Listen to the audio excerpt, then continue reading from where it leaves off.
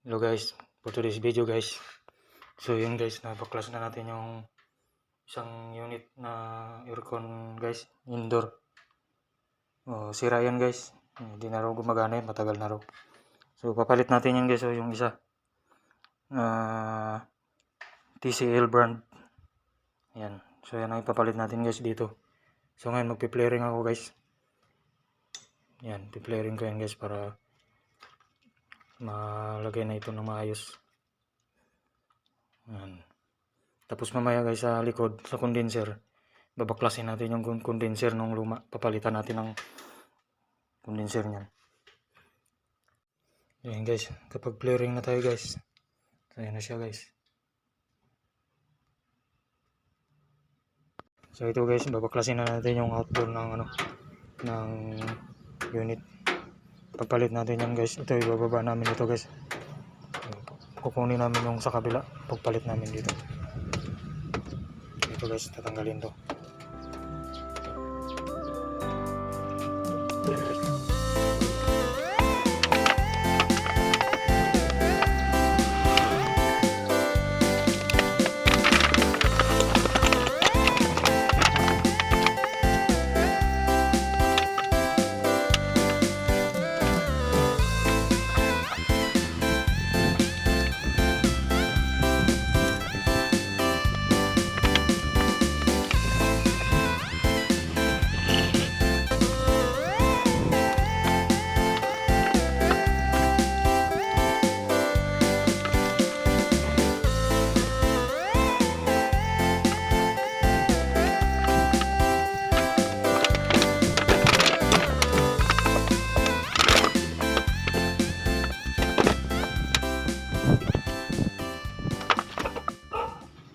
Ito na guys, kinakabit na natin guys.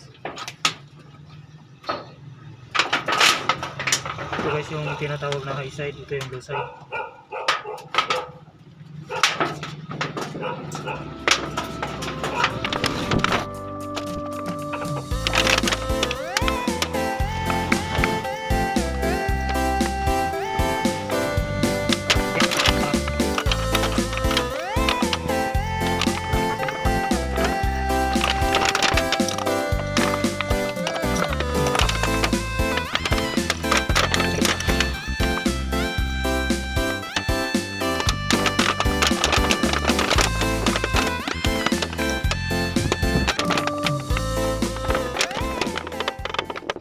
Next natin guys, itong wiring.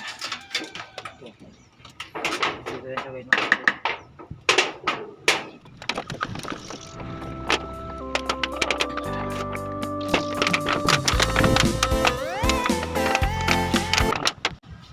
Pag wirings naman guys, kailangan may marking kayo guys para hindi ka malito.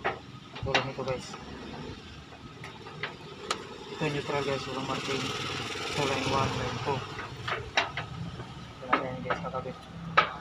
Sa indoor naman guys, ganun din ang gawin nyo. Kung saan dito nakalakabit yung mga wire sa outdoor, sa indoor, ganun din ang gawin nyo. Tandaan nyo lang siya guys, kailangan may marking kayo.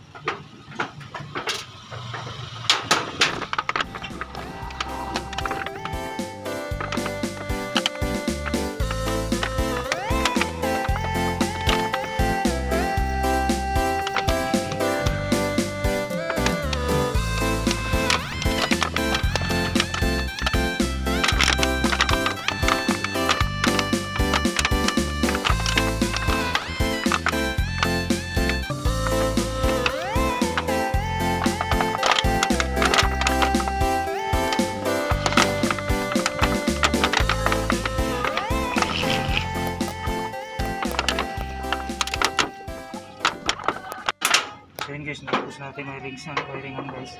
So yan, proceed na tayo guys sa loob para sa indoor. So yan guys, na-connect na yung wirings nya. Ayan, na-connect na siya guys. Yun yung wirings nya. At itong tube, rubber tube. Ayan.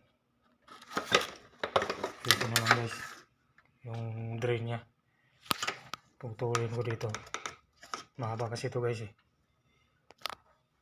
Install na natin guys yung aircon indoor unit. Ayan, so ano na lang to guys. Antayin pa namin yung Prio na para dito. Yung R20 dito. Out of stock pa guys eh.